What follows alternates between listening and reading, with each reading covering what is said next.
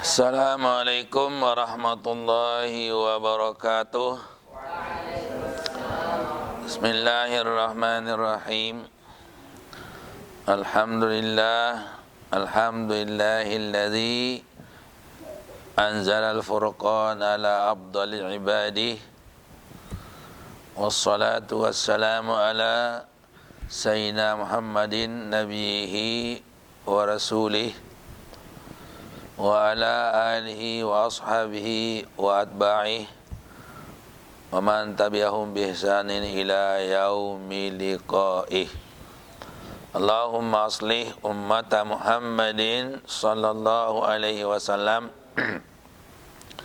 wa farrij an ummati Muhammadin sallallahu alaihi wasallam warham ummata Muhammadin sallallahu alaihi wasallam wansyur wahfaz wa ayyid nahdatal watani fil alamin bihaqqi Muhammadin sallallahu alaihi wasallam.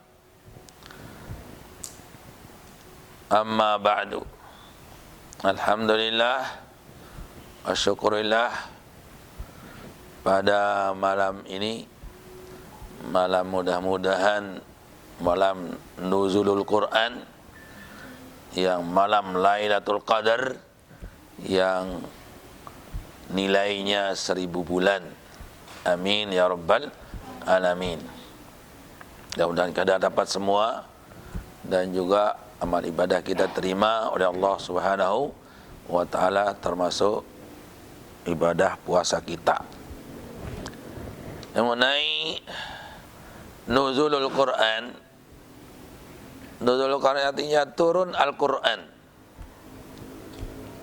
yaitu pada bulan Ramadan, yang dirayakan sepertinya Allah Subhanahu wa ta'ala merayakannya dengan adanya Lailatul Qadar. Malahan tiap tahun ceritanya berpindah-pindah tempatnya Lailatul Qadar itu. Seperti kita juga merayakan nuzul Al-Quran itu tidak mesti pada waktu tanggal pasnya, tanggal 17 Ramadan, tanggal 27 Ramadan, terkadang berbeda-beda. Malahan juga Al-Quran itu bukan turunnya hanya di waktu malam, tapi biasanya kita merayakannya pada waktu malam. Nah, itu pada waktu malam. Padahal kalau kita perhatikan lebih banyak ayat Al-Quran turun di waktu siang. Nah, itu. Jadi kemarin kita merayakan ya kapan kita mau. Seperti misalnya Isra Mi'raj, sepantasnya harus di waktu malam terus, tapi ada juga yang siang. Padahal terjadinya pada malam. Tanggal 77 Maulid, tanggal 27. Malahan Maulid itu kubaila subhi. Berarti seharusnya kita akan rayakan sebelum subuh. Tapi mana ada orang merayakan Maulid sebelum subuh? Tidak ada. Mengapa kita rayakan di waktu malam saja nuzul Quran? Karena Anda dapat makan kalau siang.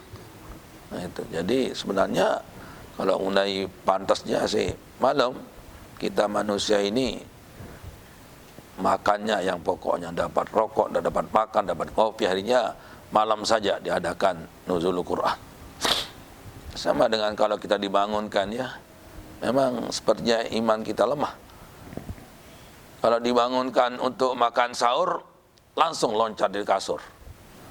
Kalau dibangunkan untuk sholat tahajud, malahan perbaiki selimut. Nah, itu kan jadi berbeda. Padahal sembahyang tahajud itu sunat, juga makan sahur juga sunat. Tapi kan ada makannya di sana kalau makan sahur. Jadi begitu dibangunkan, nyerutat terus kan. Kalau makan tahajud malah ngentut. Nah ini, jadi sebenarnya sama-sama. Kalau terlalu ingin makan sahur, ya bangun saja makan sahur tiap malam. Malam udah puasa supaya bangun tahajud. Tapi itulah terkadang ya, kita beda pandangan, Indonesia langsung doang. chair doang upaan. Itu padahal pahalanya disimpan oleh Allah Subhanahu wa taala. Sembahyang tahajud rakatani yarka'umal abdu fi jawfil laili khairu minad dunya wa ma fiha. Sembahyang tahajud 2 rakaat saja itu lebih baik daripada dunia bersama isinya. Itu bersama isinya. Bapak Maulana Syekh dulu yang kami jumpai, Bapak Maulana Syekh, jarang kita diajak nuzul Quran malam. Itu. Entah waktu muda-muda dulu beliau kami sudah tahu, tapi karena beliau sudah linsir, sudah tua, kami jumpai. Mungkin pernah dia nuzul Quran waktu malam, tapi yang saya jumpai nuzul Quran itu diajak siang. Itu. Mungkin itu pertimbangan beliau, mungkin wallahu alam. Beliau diajak kita nuzul Quran waktu siang, malam pagi, pengajian pagi, pengajian siang, dia nuzul saja. Nah, itu cara beliau dulu tuh. Jadi mungkin itulah perhitungan beliau. Mungkin sebagian besar ayat Al-Quran itu turun di waktu siang. Ada juga yang waktu malam, cuma tidak begitu banyak. Nah, jadi Al-Quran sebagai pedoman, makanya sangat diutamakan sekali Quran itu sebenarnya untuk dihafal dan diamalkan. Nah, itu. Dihafal dan diamalkan. Lebih perlu diamalkan. Jangan kamasalil himari yahmilu asparo. Seperti hemar yang bawa kitab. Kalau hafal saja, tidak tahu kenanya, tidak tahu maksudnya, itu kamasalil himari yahmilu asparo. Nanti ayat Quran mengatakan, yang diaji mengatakan, walladzina hum li furujihim hafizun, dan orang-orang yang memelihara kemaluannya sementara dia dipamer, misalnya kan, celananya ketat, bajunya jarang, itu diaji, misalnya seperti itu. Harus juga kita mesti dengan maknanya. Alangkah diharapkan penghafal Quran dengan maknanya, dengan tafsirnya dan segala-galanya supaya sesuai, jangan hanya hafal saja. Ya kalau enggak bisa tafsirnya, ya mana-mana aja hafal lah Quran, tidak apa-apa, tapi sebaiknya jangan kita kena dengan hadis yang mengatakan rubba qari'il Quran wal Qur'anu yal'anu. Rubba qari'il Quran wal Qur'anu yal'anu. Banyak orang membaca Quran, tapi Quran itu melaknatnya sendiri. Quran sendiri melaknatnya, membenci padanya. Nah itu. Misalnya Quran mengatakan dia baca, wala ta'kulur riba, jangan kau makan riba, tapi dia selalu main riba saja. Nah, inilah macam-macam yang itu. Walladzina hum ala salatihim walladzina hum fi salatihim khashi'un, dan orang-orang yang alladzina hum fi salatihim khashi'un, orang-orang yang dalam salatnya khusyuk, sementara salat terkadang tidak khusyuk. Inilah macam-macam yang rubba qari'il Qur'an wal Qur'anu yal'anu. Itu yang kita sangat tidak inginkan. Marilah bagaimana cara kita berlaksana, berkata, berbuat, bertindak sesuai dengan Quran. Itulah memasyarakat Al-Quran. Jadi selalu Al-Quran saja yang jadi pedoman. Sesuai dengan talqin itu mengatakan, wama imamuka wal Qur'anu imami. Quranlah menjadi paduan, menjadi panutan kita. Sehingga itulah sangat bagus sekali seandainya seorang penghafal itu adalah juga dengan tafsirnya, dengan maknanya, dengan apa yang ya, apalagi dengan nuzulnya, dengan asbabun nuzulnya dihafal semuanya. Woi, kalau para ulama-ulama dahulu begitu dia, dengan hafal Quran bersama tafsirnya, bersama asbabun nuzulnya, dengan banyak sekali tuntunan yang segala-galanya itu. Makanya Bapak saya dulu waktu kami di Ma'had Darul Quran sangat menginginkan sekali supaya Ma'had itu ada yang hafal Quran. Sanggup beliau mentasbih itu. Sanggup beliau yang mentasbih kita dulu. Sangat kepinginnya untuk ada yang hafal Quran. Berapa ma'had yang dianjurkan, itu yang berhasil, kalau tidak salah itu yang berhasil menghafal Quran, Musannif Tsani dengan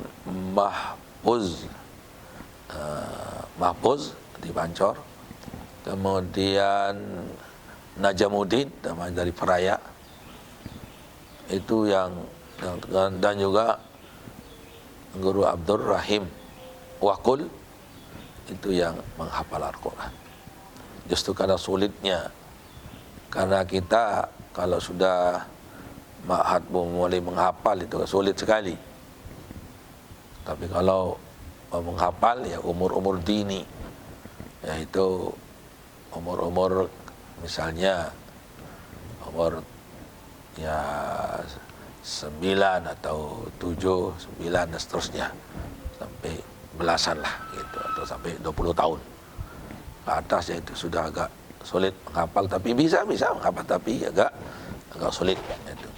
Makanya kalau mau menghafal di saat-saat waktu muda, alangkah kan ceritanya kalau orang yang menghafal Quran itu la ta'kulul ardu jismahu, tidak dimakan oleh tanah badannya. Bisa jadi nanti dalam kubur itu masih umpul-umpul, dia masih utuh, dia punya banyak penghafal pengharapan seperti itu, masih utuh badannya. La ta'kulul ardu jismahu.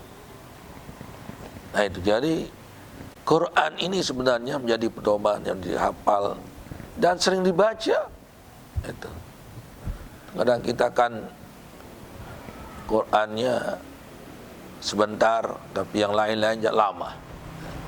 Kadang TV-nya sampai berjam-jam, kemudian Qurannya ya seperti yang saya katakan itu. Sempatkan diri untuk mengaji, janganlah hanya menonton TV. Taruhlah Quran atas lemari agar dibaca setiap hari. Hati-hatilah dengan HP, karena akibatnya menjadi lalai. Terus menerus pagi dan sore, akhir solatnya jadi tergadai. Itu terkadang itu.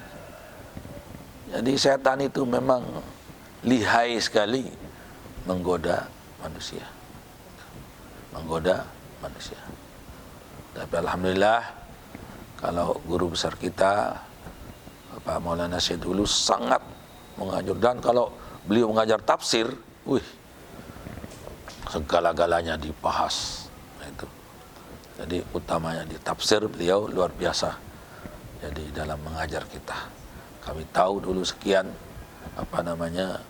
lama mengaji pada beliau, banyak tafsir yang diajarkan. Itu banyak tafsir sampai ya itulah, karena pedoman luar biasa. Patutlah menjadi panutan, rajinnya mengajar, tekunnya sanggup mengajar dari pagi sampai siang. Beliau itu sendiri, kami sering jumpai di waktu Ma'had itu, tidak ada guru yang datang, beliau yang itu. Itulah kegigihan Bapak Maulana mengajar, tak kenal waktu, tak kenal lelah. Itulah patut ditiru. Rupa-rupanya sekedar itulah yang jadi jangan pada malam ini. Mudah-mudahan semuanya berjalan baik dan lancar, kita dapat mengamalkan, menghafal dan mengamalkan Al-Quran, sehingga Quran itulah yang menjadi menjadi penghibur kita di dalam kubur nanti dan seterusnya. Amin amin ya rabbal alamin. Wallahu fiq wal hadi ila sabil rasyad. Assalamualaikum warahmatullahi wabarakatuh.